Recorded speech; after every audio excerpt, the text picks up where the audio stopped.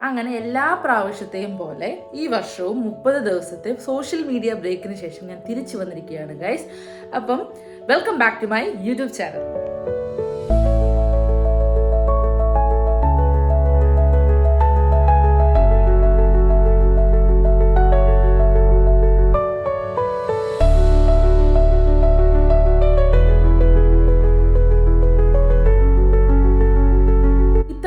ബിരിയാണി അത്ത വയ്ക്കും എന്നുള്ളൊരു പ്രതീക്ഷയിലായിരുന്നു ഞാൻ. പക്ഷേ കറക്റ്റ് സമയമായപ്പോൾ വീണ്ടും ആ പണി എനിക്ക് തന്നെ കിട്ടിയിട്ടുണ്ട്. ബിരിയാണി വെപ്പും ബഹളവും കാര്യങ്ങളും നമ്മുടെ കൂട്ടുകാരും ഒക്കെ തന്നെയാണ് സ്ഥിരം, അതായത് കുറേ വർഷങ്ങളായിട്ട് കാണുന്ന ഈദ് വ്ലോഗ് പോലെയൊക്കെ തന്നെയാണ്. പക്ഷേങ്കിൽ ഈ വ്ലോഗിൽ 2 ഗസ്റ്റുകളുണ്ട്. 2 ഗസ്റ്റുകൾ എന്ന് പറഞ്ഞാൽ നമ്മൾ ഇതുവരെ നമ്മുടെ വ്ലോഗുകളിൽ കാണാത്ത 2 സ്പെഷ്യൽ ഗസ്റ്റുകളുണ്ട്. ആ ഗസ്റ്റ് ആരാണെന്ന് അറിയാൻ വേണ്ടിയിട്ട് ഈ വ്ലോഗ് ഫുള്ളായിട്ട് കാണുക, ലൈക്ക് ചെയ്യുക, സബ്സ്ക്രൈബ് ചെയ്യുക, ഷെയർ ചെയ്യുക. നമുക്ക് ബീഫ് ബിരിയാണി വെക്കുന്നതിന് വേണ്ടിയിട്ടുള്ള ഐറ്റംസ് ഒക്കെ നമ്മൾ ഓൾറെഡി റെഡിയാക്കി വെക്കണം. അതിനായിട്ട് എന്തൊക്കെയാണ് വേണ്ടതെന്ന് വെച്ചാൽ തക്കാളി, പച്ചമുളക്, ഇഞ്ചി, വെളുത്തുള്ളി, സവാള അരിഞ്ഞു വെച്ചിട്ടുണ്ട്, പുതിനയിലയും മല്ലിയിലയും അരിഞ്ഞു വെച്ചിട്ടുണ്ട്. പിന്നെ അരി നമ്മൾ കഴുകി വെച്ചു, ബീഫ് നമ്മൾ കഴുകി വെച്ചിട്ടുണ്ട്. അതിനുശേഷം നമ്മൾ ഇഞ്ചിയും വെളുത്തുള്ളിയും കൂടി ആദ്യം ഒന്ന് ക്രഷ് ചെയ്തതിന് ശേഷം പച്ചമുളകും കൂടി ഇട്ട് ക്രഷ് ചെയ്ത് വെക്കുക. ഇനി നമുക്ക് ബീഫ് വേവിക്കാൻ വെക്കണം. അതിലേക്ക് കഴുകി വൃത്തിയാക്കി വെച്ചിട്ടുള്ള ബീഫിനകത്തേക്ക് നമ്മൾ മഞ്ഞൾപ്പൊടിയും ഗരം മസാലപ്പൊടിയും പിന്നെ കുറച്ച് കുരുമുളക് പൊടിയും അതുപോലെ തന്നെ മല്ലിയിലയും പുതിനയിലയും ഇട്ടതിന് ശേഷം നമ്മൾ ഓൾറെഡി ക്രഷ് ചെയ്ത് വെച്ചിട്ടുള്ള നമ്മുടെ ഇഞ്ചിയും വെളുത്തുള്ളി പച്ചമുളക് പേസ്റ്റും കൂടി ആഡ് ചെയ്തതിന് ശേഷം നല്ലതുപോലെ ഒന്ന് മിക്സ് ചെയ്യണം. നല്ലതുപോലെ ഒന്ന് മിക്സ് ചെയ്താൽ നമ്മൾ ഒരു തുള്ളി പോലും വെള്ളം ഇതിനകത്ത് ചേർക്കുന്നില്ല വേവിക്കാൻ വെക്കുന്നതിന്. അത് നല്ലപോലെ ഉപ്പും കൂടി ഇട്ട് മിക്സ് ചെയ്ത് കഴിഞ്ഞതിന് ശേഷം നമുക്ക് വേവിക്കാൻ വെക്കാം. ഒരു 4-5 വിസിൽ വേണം, കാരണം ബീഫ് ആയതുകൊണ്ട് തന്നെ ഒരു 4-5 വിസിൽ വരുന്നത് വരെ നമുക്ക് വേവിക്കാൻ വെക്കാം. നമ്മൾ ഒരുപാട് ലേറ്റ് ആയിട്ടാണ് ബിരിയാണി വെക്കാൻ തുടങ്ങിയത്. അപ്പോൾ അതുകൊണ്ട് തന്നെ ഒരേ സമയത്ത് കുറേ പരിപാടികൾ ചെയ്യേണ്ടതായിട്ടുള്ളതുകൊണ്ട് അടുത്ത നെക്സ്റ്റ് സ്റ്റെപ്പ് പരിപാടി എന്ന് പറഞ്ഞാൽ നമ്മൾ വെളിച്ചെണ്ണ ഒഴിച്ച് അതിനകത്ത് കുറച്ച് ഫ്ലേവറിന് വേണ്ടി നെയ്യും കൂടി ചേർത്തതിന് ശേഷം അണ്ടിപ്പരിപ്പും മുന്തിരിങ്ങയും നമുക്ക് കുറച്ച് മാറ്റി വെച്ചിട്ടുള്ള സവാളയും കൂടി നമുക്ക് വറുത്തെടുക്കണം. അത് നമ്മുടെ ബീഫിന് ദം ഇടാൻ സെറ്റാക്കി വെക്കാൻ വേണ്ടിയിട്ടാണ്. അപ്പോൾ ആദ്യമേ ഇതങ്ങ് പരിപാടി അങ്ങ് കഴിഞ്ഞാൽ പിന്നെ നമ്മൾ കുറച്ച് ഫ്രീ ആകും. ആദ്യം തന്നെ നമ്മൾ അണ്ടിപ്പരിപ്പ് വറുത്ത് മാറ്റണം. അതിന് ശേഷമാണ് നമ്മൾ മുന്തിരിങ്ങ വറുക്കുന്നത്. അത് വറുത്തതിന് ശേഷമാണ് നമ്മൾ സവാള വറുക്കാൻ വേണ്ടി ഇടുന്നത്. കാരണം സവാളയുടെ സ്മെല്ലൊന്നും വരാതിരിക്കാൻ വേണ്ടിയിട്ട് ആദ്യം തന്നെ ഇതങ്ങ് വറുത്ത് മാറ്റി വെക്കുക. സവാളയും കൂടി വറുത്ത് കഴിയുമ്പോൾ നമ്മുടെ ആ ഒരു സെക്ഷൻ കഴിയും.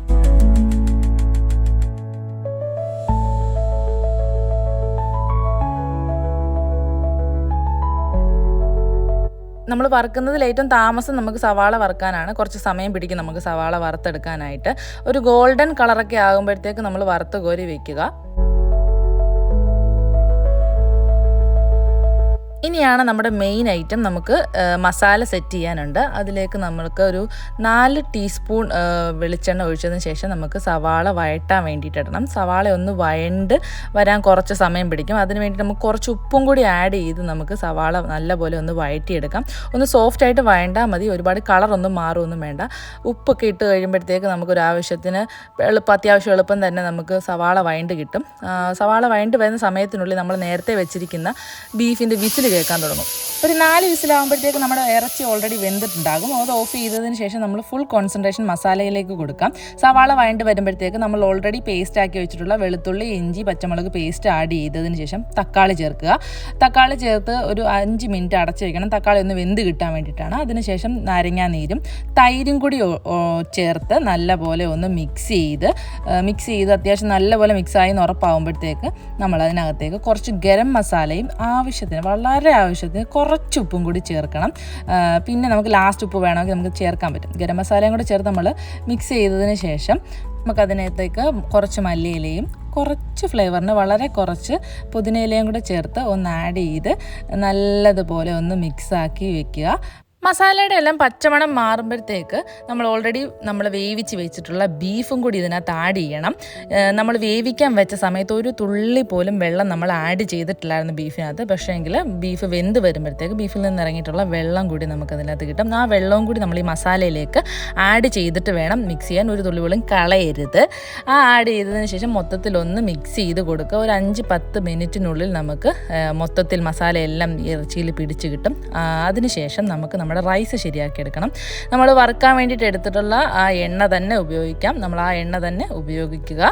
ആ എണ്ണ ഒന്ന് ചൂടായി വരുമ്പോഴത്തേക്ക് അതിലേക്ക് തക്കോലവും ബേ ലീഫും ഗ്രാമ്പൂവും 4-5 എന്താ പറയുക ഏലക്കയും കൂടി ഇട്ടതിന് ശേഷം അതൊന്ന് ചൂടാക്കി എടുത്തതിന് ശേഷം നമ്മൾ ഓൾറെഡി കഴുകി വെച്ചിരിക്കുന്ന ജീരകശാല അരിയാണ്. അതുകൊണ്ടാണ് നമ്മൾ വറുക്കുന്നത് പോലും നന്നായിട്ട് അതിലേക്ക് ഇട്ടൊന്ന് വറുക്കുക. നമുക്കൊരു വറുത്തുനിന്ന് മനസ്സിലാക്കാൻ പറ്റുന്നത് നല്ലൊരു മണവും അതുപോലെ തന്നെ ഇങ്ങനെ പൊട്ടുന്ന ഒരു സൗണ്ടും കേൾക്കാനായിട്ട് പറ്റും. അപ്പോഴത്തേക്ക് നമുക്ക് മനസ്സിലാവും നമുക്ക് റൈസ് റെഡി ആയിട്ടുണ്ടെന്ന്. ഞാൻ റൈസ് വറുത്ത പാത്രത്തിൽ തന്നെ എനിക്ക് അരി വെള്ളത്തിലിടാൻ പറ്റാത്തത് കൊണ്ട് ഞാൻ അടുപ്പിൽ ആണ് റൈസ് വേവിക്കാൻ വേണ്ടി വെച്ചത്. കലത്തിലാണ് വെച്ചത്. കാരണം കുറച്ച് അരി ഉള്ളതുകൊണ്ട് 2 കിലോ അരിയാണ് എടുത്തത്. അപ്പോൾ അത് പെട്ടെന്ന് തന്നെ നമുക്ക് ജീരകശാല അരി വെന്ത് കിട്ടും. അപ്പോൾ തന്നെ നമുക്ക് എളുപ്പം തന്നെ നമുക്ക് ദമ്മിന് വേണ്ടിയിട്ടുള്ളത് സെറ്റ് ചെയ്യാൻ പറ്റും. ഇനി നമുക്ക് എളുപ്പം തന്നെ ദമ്മ് സെറ്റ് ചെയ്യാൻ പറ്റും. നമ്മുടെ മസാല ഏറ്റവും അടിയിലായിട്ട് സെറ്റ് ചെയ്തതിന് ശേഷം അതിൻ്റെ പുറത്തേക്ക് നമുക്ക് അരി ഒന്ന് വിതറി കൊടുക്കാം. ഒരു പകുതിയോളം അരി വിതറി സെറ്റ് ചെയ്യുക. അമക്കരുത്, വെറുതെ ഒന്ന് വിതറി കൊടുത്താൽ മാത്രം മതി. സെറ്റ് ചെയ്യാൻ വേണ്ടിയിട്ട് അമക്കി വെക്കാൻ പാടില്ല, കാരണം ജീരകശാല അരി ആയതുകൊണ്ടാണ്. ഇനി നമുക്ക് ദം ഇടുന്നതിനായിട്ട് ആദ്യം കുറച്ച് നെയ്യ് ഒഴിച്ച് സെറ്റ് ചെയ്തതിന് ശേഷം നമ്മൾ ഓൾറെഡി വറുത്ത് വെച്ചിരിക്കുന്ന അണ്ടിപ്പരിപ്പും മുന്തിരിങ്ങയും ഇട്ട് അതിലേക്ക് നമുക്ക് മല്ലിയിലയും കുറച്ച് പുതിനയില, ഒരുപാട് ആയിപ്പോയാൽ നമുക്ക് പുതിനയിലയുടെ ഫ്ലേവർ ഇങ്ങനെ നിൽക്കും. പിന്നെ നമ്മൾ വറുത്ത് വെച്ചിട്ടുള്ള സവാളയും കൂടി ചേർക്കുക. നല്ലപോലെ ഇങ്ങനെ ചേർത്ത് വരുമ്പോൾ തന്നെ നല്ല ഭംഗിയാണ് കാണാൻ. അതിലേക്ക് കുറച്ച് പൈനാപ്പിൾ എസൻസും പിന്നെ നമ്മൾ കളറൂടെ ചേർക്കുന്നുണ്ട്. അതിനുശേഷം ബാക്കി വന്ന ഫുൾ റൈസ് അതുപോലെ തന്നെ വിതറി കൊടുക്കുക. വീണ്ടും നമ്മൾ ആദ്യം വെക്കുന്നത് സവാള വറുത്തത് ഇട്ടതിന് ശേഷം നമ്മൾ അണ്ടിപ്പരിപ്പും മുന്തിരിങ്ങയും ബാക്കി വന്നത് ഫുൾ അതിലേക്കിടും. പിന്നെ നമ്മുടെ നേരത്തെ ചെയ്തതുപോലെ തന്നെ മല്ലിയിലയും പുതിനയിലയും ചേർത്ത് നെയ്യും കൂടി ഒഴിക്കണം. നെയ്യ് ഒഴിച്ച് നമ്മൾ കളറും കൂടി ഒഴിച്ച് കഴിയുമ്പോഴത്തേക്ക് ആ ഒരു സെറ്റിങ്സ് നമ്മുടെ ഫുള്ള് സെറ്റായിട്ട് ഇങ്ങനെ ഇരിക്കും. ഇനി നമുക്ക് കുറച്ച് പൈനാപ്പിൾ എസൻസും കൂടി ചേർത്ത് അടച്ച് വയ്ക്കാം. ഒരു 10 മിനിറ്റ് ദമ്മിട്ടാൽ മതിയാകും. ധാരാളമാണ്. 10 മിനിറ്റിനുള്ളിൽ നമുക്ക് റെഡിയാക്കി കിട്ടും. ഇനി ഒരു 10 മിനിറ്റ്, വെറും 10 മിനിറ്റ് നമ്മൾ ദമ്മ് വെച്ചിട്ടുണ്ട്. 10 മിനിറ്റ് ആകുമ്പോൾ നമ്മൾ ദം പൊട്ടിക്കും.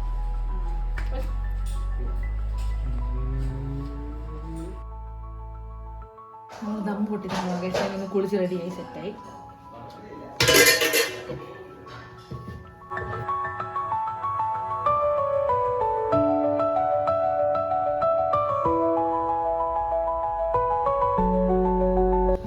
പ്രതിഭേ കൊള്ളാം, നല്ല ടേസ്റ്റ്.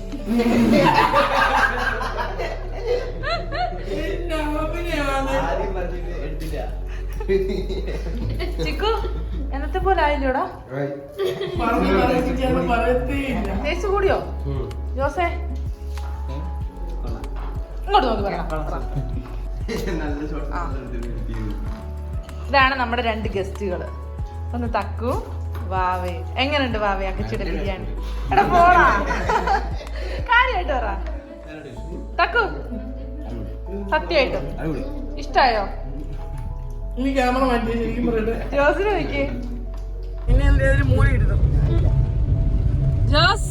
രക്തം കൊണ്ട് ഞാൻ എഴുതിയ കഥ ചന്ദനം മണക്കില്ല. ഞാൻ സ്വയം തൂക്കി, ഞാൻ സ്വയം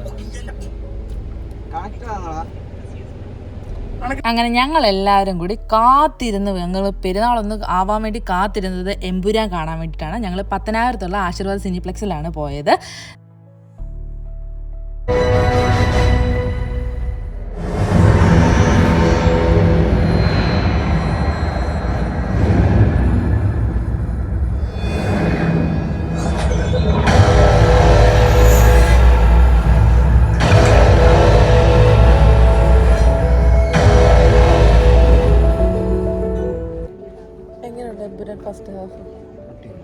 ഇഷ്ടപ്പെട്ടില്ലേ?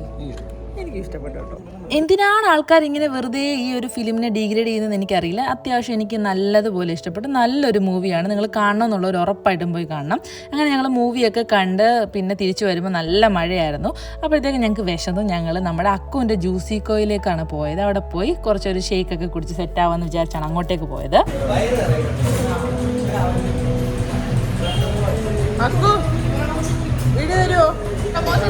എനിക്ക് പ്രത്യേകം പൈസ തരണം കേട്ടോ. കേട്ടോ ബട്ടർസ്കോച്ച് അടുത്ത സ്ട്രോബെറി അതോടെ